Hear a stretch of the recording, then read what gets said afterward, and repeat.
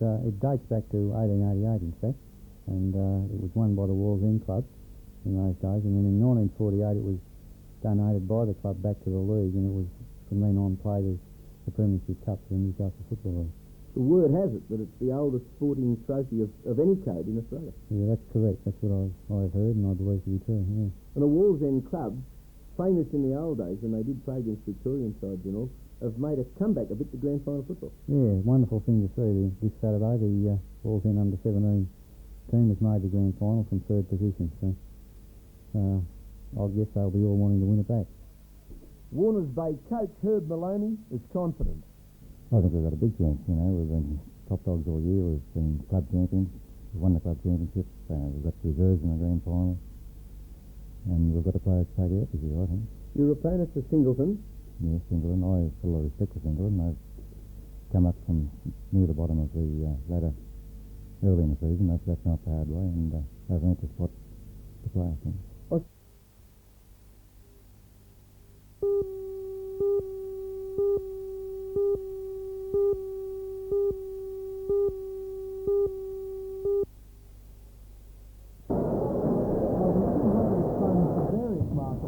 Took part in the Hunter Valley Open Karate Championship at the Broadmeadow Basketball Stadium today. The Open tournament was held along traditional karate lines, a system where the fighters are awarded points for controlled contact and accuracy. While many of the competitors wear protective clothing, that didn't stop some coming away a little bruised.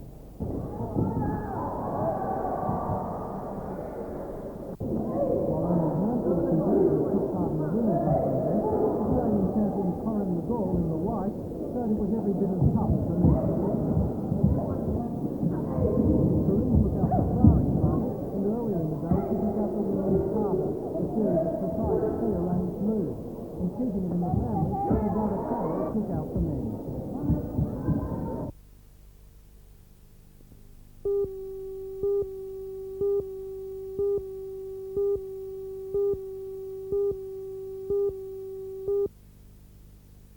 Panted and petted, the pristine pussies of these cat lovers seemed unimpressed with the day-long fuss.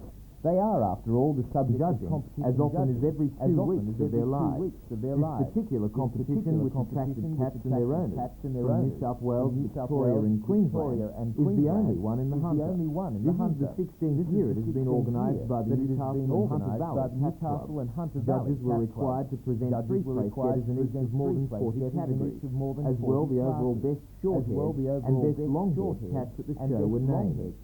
Albana Sampson of Corny, owned by a Sydney woman, was the short-haired champion. The best long-haired cat was judged to be a Dare Grecian Prince, owned by Tracy Single from Saltash. Of course, some of the competitors objected to the judge's decision.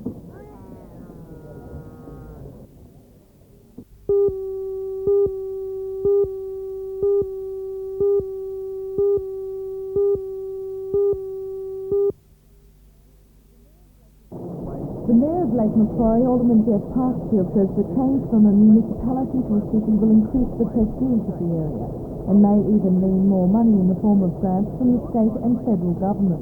It means that recognition is given to the very large number of people who live here in the municipality, and the fact that we have grown to a size that demands that the status be in accordance with that number of citizens. Will it mean more money to the city? I believe that it means that the city will in actual fact be able to vie for money on a much firmer footing than it has in the past in this regard, that it immediately indicates that there's a large population, a large job has to be done, and certainly we believe that it does have some influence.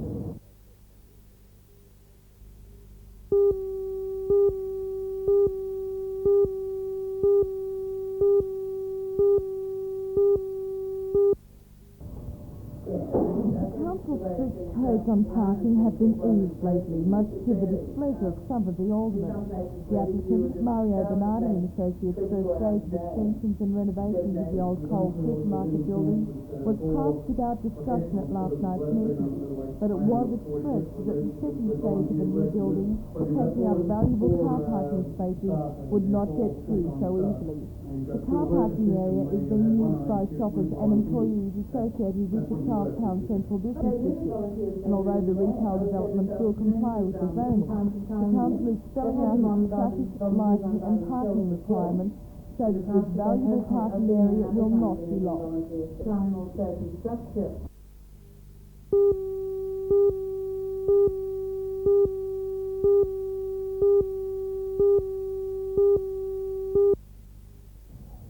The union says the subcontractors have not received a pay increase in 3 years, and in some cases their incomes have fallen while the profits of the project builders have increased. At this stage, the project builder tells the subcontractor how much it is willing to pay him for a job, and if the subcontractor thinks the pay offer is unfair but he needs the job, he has no form of recourse. That's why the union is pushing for a tribunal to be established to hear the subbies' complaints. Acting State Secretary of the Builders Workers Industrial Union, Mr John McDonald. We're seeking to get the government to establish a tribunal which has got the power to set minimum rates for subcontractors, which are based on the value of the award, and is also legally enforceable on all jobs. And in the meantime, we are campaigning to get individual builders to enter into agreements with the union to give immediate improvements in their rates and cover all subcontractors for workers' compensation and payment of their long service leave.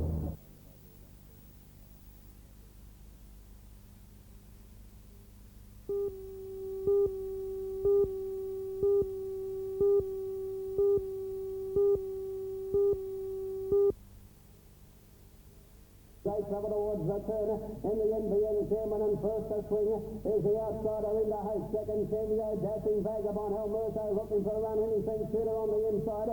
Just behind them, Star of Glory, followed by Menuhin getting a run along the inside.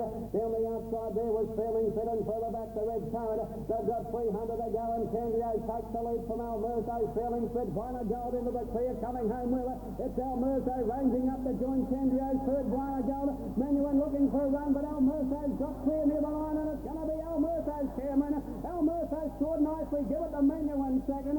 Third home, Buena Gold, followed by 10. After the event, the the owners of winner Sydney horse Elmerto, was gathered for the presentation. NBN Chief Executive Mr Joe Sweeney presented prizes to syndicate representative Mr Legg and to former leading jockey trained trainer Mr Neville Boyd. In making the presentation, Mr Sweeney praised the efforts of the Newcastle Jockey Club in making the day a success and pledged to continuing support of NBN. Mrs Carol Sweeney made the presentation to Elmerto's jockey Mr Peter Cook, who also rode last year's Hanging Handicap winner.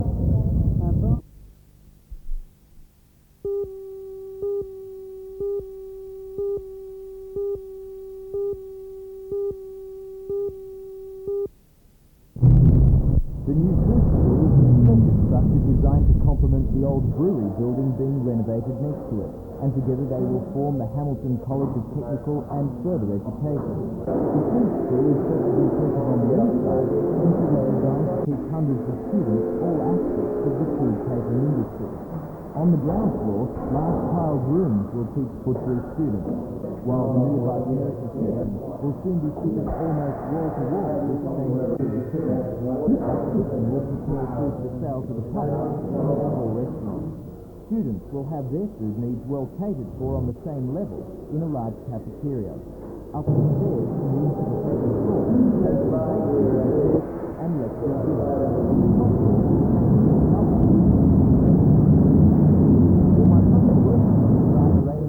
building operational by early next year, by which time its cost will have totaled $11 million.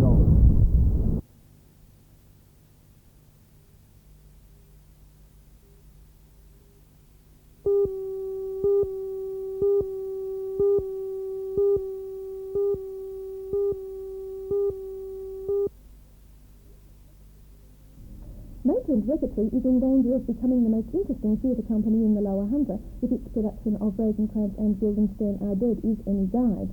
It's a rather tricky play, and one might think a rather foolhardy choice for an amateur company, but the production is one with which director Brenda White and her actors can be well pleased. Tom Stoppard has taken two minor characters from Shakespeare's Hamlet and thrust them to the centre of their own play, but rather cunningly and wittily using bits from the Shakespearean text to good comic effect, although I think you've got to know your Hamlet fairly well to really get the joke. Well, this play basically asks, is there any order in the universe, or is life just a matter of chance, and does it really matter anyway? Well, the play's a bit too long, and I think rather too clever for its own good, but the humour and the acting in this production are enough to keep you very much interested. I think the production looked excellent, and Andrew Coombs and Stephen Wilson as Rosencrantz and Guildenstern worked absolutely magnificently together, with Andrew Coombs being the naive and carefree Rosencrantz, and he made a good foil for Stephen Wilson's doubting and questioning Guildenstern. Well, there were lots of things to enjoy about this production, and I don't want to push them to one side, but the two major performances and Brenda White's intelligent direction make this a superb evening.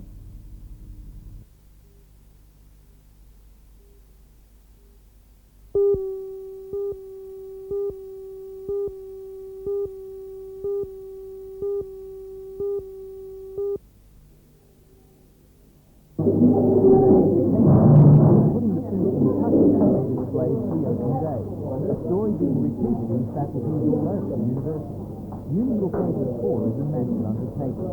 The last open days in 1979 attracted 10,000 people, and the organising committee is hoping to double that this time around. It's been difficult to get academics interested in the open days, since most would rather be left to the report of the university that this publicly open exercise is necessary to correct public most university is regarded as a sort of an ivory or plastic tower where strange people hide and do very strange things.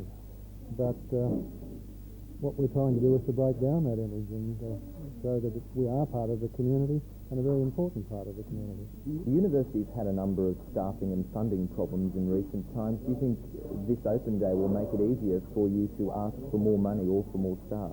We are after public sympathy for our cause, but public sympathy based on a pretty sound informational base so that they can come and see the sorts of things that we do in our research and teaching. And the sorts of things the university researchers and teachers are extremely varied.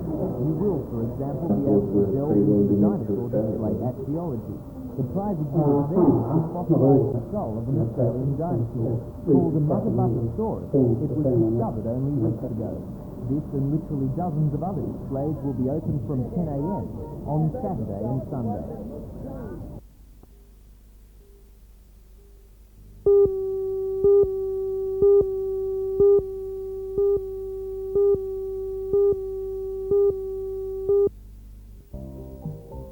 Mr. Britton decided to try to help terminally ill children after he was first confronted with the problem when he was playing Santa Claus at a local shopping centre. For the past 3 years, he's been asking department stores and organisations for donations so that he can shower gifts on the children and make perhaps their last Christmas a special one. I'm looking for children that unfortunately are very sick children, children that their family are having a bad battle financial-wise, children that the family are not likely to be able to give a good Christmas present, good Christmas to. That way I can step in and try and make the Christmas 100%.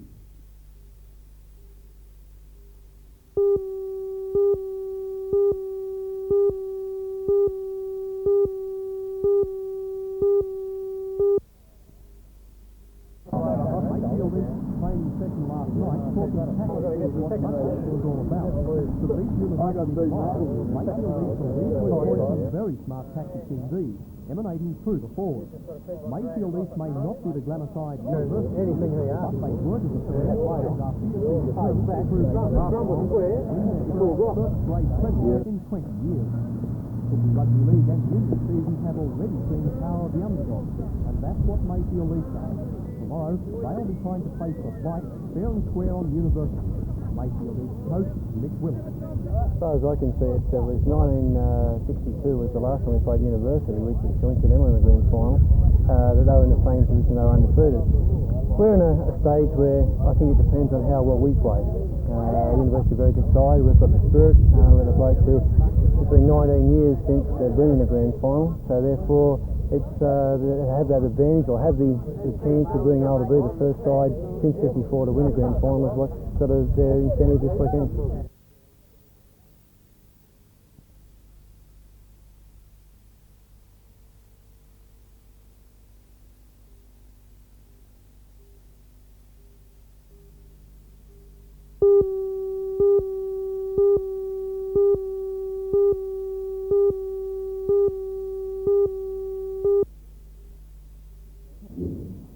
Mr. Young spoke about the aims of the board and its achievements. He spoke of the board's roles as catalyst in development and liaison. He told the gathering of consulting surveyors about the many schemes the board is involved in, such as the apprenticeship and training program and its work with the Technology Transfer Council. Mr. Young said the council, sponsored by the government, has come up with some possible solutions to, for example, the manufacturing industry's dilemma. But he says there are still some other concepts that are yet to be considered. I think the government's firmly committed to the concept of investigating the way in which we can improve industry.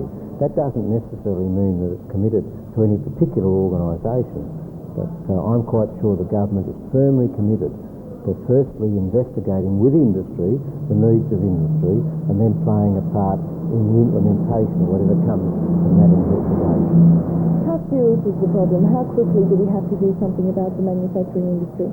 I think we should have started doing something about this 10 years ago within the Hunter, so the need is urgent now.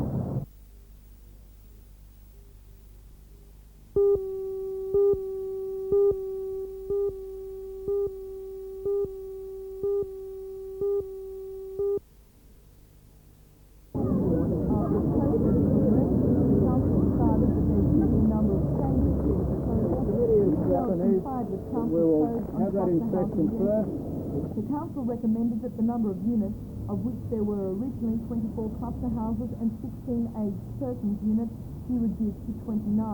It also recommended that the drainage of the development, which has been a major concern of the high residents, now the developer has brought to council's attention that the 40-day period in which council is obliged to make a decision has expired. So the developer is asking the council whether it has approved the application or rejected it. To add further confusion, the architect has submitted an amended plan which has left out two centrally located villa units. The location of Sugar Noble will also be picked up tonight. Proposed to be ordered the development of 112-bed motel, 100-bed hotel, at the Dark Arthur site in Wharf Road, Newcastle. The building will be 4 stories at its highest point, going down to 3 stories.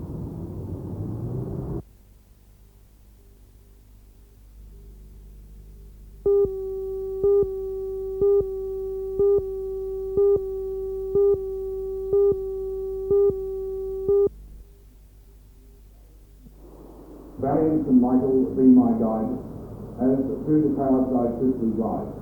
My silver wings keep firm and strong, make sure my motor's droning song. In the years 1939 to 1945 in particular, for RAP mines it was Operation Seaplanes and Flying Boats. For those associated with the base, which was closed down in 1958, those days will never be forgotten.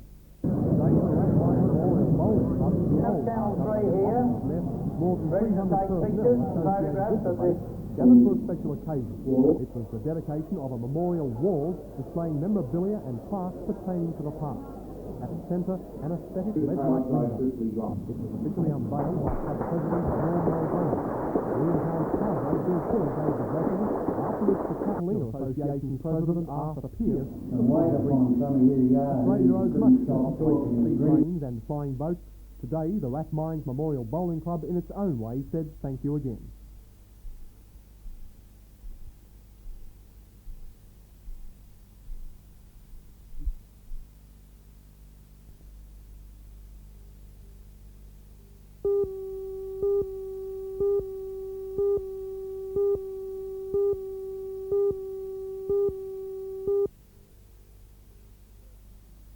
It's the first time in 5 years a Hunter team has run out overall winners in the statewide high school competition, and it seemed fitting the team should win at the home of school gymnastics in the Hunter, Waratah High School. The championships have been run over 3 days this week, with the gymnasts competing on several different types of apparatus. Main interest in the titles was in today's Champion of Champions event, which featured the top 16 gymnasts. The Hunter was represented in this event by 4 competitors: Kim Hind, Rachel Fletcher, Natalie Shearer and Julia Clark, but all were outclassed by the brilliance of the eventual winner, Tiffany Desborough from Sydney, seen here on the bars.